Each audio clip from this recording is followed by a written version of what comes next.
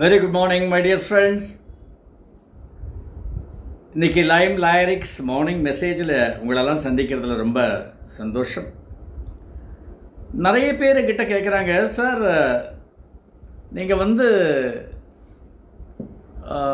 கவுன்சிலர்னு சொல்கிறீங்க, சில கேசஸ் எல்லாம் நீங்கள் ஒத்துக்க மாட்டேங்கிறீங்க, நீங்கள் வந்து டாக்டர்கிட்ட போகணுன்னு சொல்கிறீங்க, இது எங்களுக்கு புரியலையே சார், ஏன் நீங்கள் அதை க்யூர் பண்ணக்கூடாது? டாக்டர்கிட்ட போனாக்க அவங்க ஏதாவது செலவை இழுத்து விட்டுறக்கூடாது, அப்புறம் வந்து இந்த டேப்லெட்ஸ்லாம் வந்து சைடு எஃபெக்ட்ஸ்லாம் சொல்கிறாங்க, அதனால் எங்கள் குழந்தையுடைய அந்த ஹெல்த் இன்னும் ஒர்ஸ்ட் ஆகிடக்கூடாது, டிட்டரியேட் ஆகிடக்கூடாது அப்படின்னு என்கிட்ட கேட்குறாங்க. இது ஏன் இந்த மாதிரி சொல்கிறீங்க அப்படின்னு சொல்லிட்டு. நிறைய பேருக்கு சைக்கியாட்ரினா என்ன, சைக்காலஜினா என்ன, சைக்கியாட்ரிஸ்ட் யார், சைக்காலஜிஸ்ட் யாருன்றதே அந்த வித்தியாசம் தெரியாமல் இருக்காங்க. அதாவது மனம் என்பது அது வந்து சாஃப்ட்வேர். சீக்கிரம் இந்த சாஃப்ட்வேர்லாம் வைரஸ் அட்டாக் ஆகும். நம்ம ஆன்டி வைரஸ் அந்த இதை ரன் பண்ணுவோம், அதுங்க அந்த ஆன்டி வைரஸில் அந்த வைரஸ் எல்லாம் அழிச்சிடும். இதே நேரத்தில் ஹார்ட்வேர்னு இருக்குது, அது அந்த மதர் போர்டு, நிறைய டிரான்சிஸ்டர்ஸு, சர்க்கியூட்ஸ் இதெல்லாம் இருக்குது, இதெல்லாம் ஹார்ட்வேர். இந்த சாஃப்ட்வேரும் ஹார்ட்வேரும் they should work in tandem with each other. அது ரெண்டுமே கரெக்டாக ஒன்றுக்கு ஒன்று காம்ப்ளிமெண்டரியாக ஒர்க் பண்ணணும். இல்லைன்னா அந்த நம்மளுடைய மூளை செயல்பாடு சரியாக இருக்காது. ஸோ இப்போது நான் எப்படி அதை வந்து பிரிப்பேன் அப்படின்னாக்க, நான் ஏற்கனவே கேட்பேன் எவ்வளவு நாளாக இருக்குது அப்படின்னு கேட்பேன். இந்த ப்ராப்ளம் வந்து கிட்டத்தட்ட 2 இயர்ஸாக இருக்குது. மோர் தேன் 6 months இருந்தாலே அந்த ப்ராப்ளத்தை சால்வ் பண்ணுறது சைக்காலஜிஸ்டோட கொஞ்சம் கஷ்டம். ஏன்னா அந்த மைண்டு வந்து என்ன ஆகும், அந்த கரப்ட் ஆகி அது அவங்களுடைய அந்த thoughts, words, deeds and behaviour, எண்ணம், சொல், செயல், பழக்கம், இது 4ம் ஒரு இதில் செட் ஆகிடுச்சு அப்படின்னா the course of life will be different.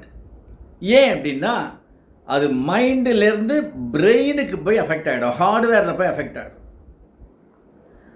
அவங்க தான் இந்த ஃபிசிக்கல் அசால்ட் பண்ணுறது, செல்ஃப் சபோட்டேஜ் பண்ணிக்கிறது, இந்த லெவலுக்கு போயிடுவாங்க. இதில் வந்து MBBS படித்து சைக்கியாட்ரியில் ஸ்பெஷலைசேஷன் பண்ணி அங்கே சைக்கியாட்ரிஸ்ட்னு போர்டு போட்டாங்கன்னாக்கா அவங்க தான் இதை க்யூர் பண்ண முடியும். ஏன்னா அவங்க பிரெயின் வந்து எப்போவுமே 2 விதமாக தான் ஒர்க் பண்ணுறது. ஒன்று வந்து கெமிக்கல் ரியாக்ஷன், இன்னொன்று வந்து எலக்ட்ரிக்கல் ரியாக்ஷன். அதனால தான் நம்ம ஒரு ராவாக சொல்லும் பொழுது பைத்தியம் பிடிச்சிருச்சுன்னு சொல்லுவாங்க. பைத்தியம் ஆயிட்டா அவர்.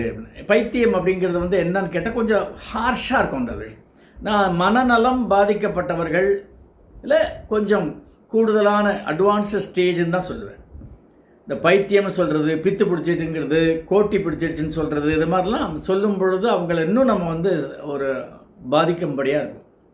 அது இருக்கக்கூடாது, அந்த மாதிரி வார்த்தைகள் யூஸ் பண்ணக்கூடாது. ஸோ மூளைக்கு போயிடுச்சின்னு தெரிஞ்சிடுச்சு, அவங்களுடைய அந்த மாதிரி ஃபிசிக்கல் அசால்ட் பண்ணுறாங்க, தன்னைத்தானே அவங்க வந்து துன்புறுத்திக்கிறாங்க அப்படின்னா, நாட் ஃபஸ்ட் அட்டம்ப்ட்டு, ஒரு நிறைய தடவை அந்த மாதிரி அவங்க பண்ணிக்கிறாங்க அப்படின்னா அவங்க மூளைக்கு போயிடுச்சுன்னு அர்த்தம். அந்த ப்ராப்ளம் ஹார்ட்வேர் அஃபெக்ட் ஆயிடுச்சுன்னு அர்த்தம். சைக்கியாட்ரிஸ்ட் மட்டும்தான் அதை வந்து சரி பண்ண முடியும்.